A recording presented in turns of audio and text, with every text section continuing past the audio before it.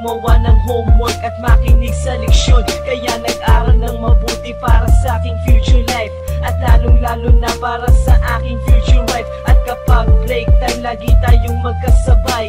Kinikilig ako pag hawak ko ang iyong kamay, habang tayo ay naglalakad pag tayo'y pauwi. Lalo kong tinatamaan pag ika'y ngumingiti.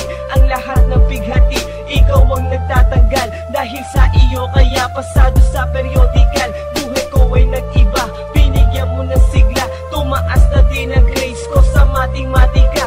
Ikaw lang ang dahilan para to sa'yo mahal. Inaalay ko sa'yo ang natanggap kong medal.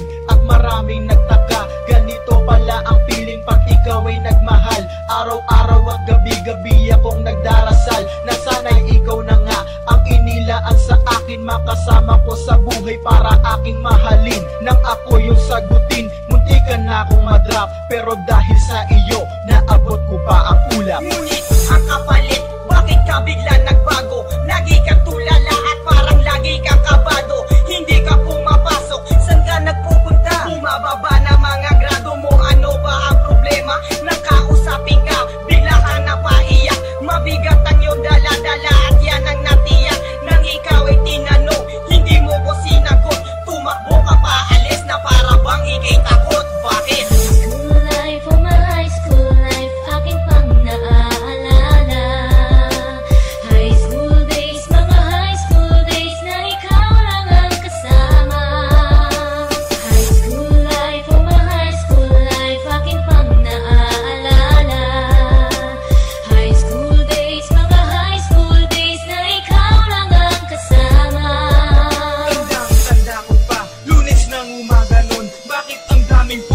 Ano bang meron ngayon? Narinig ko ang usapan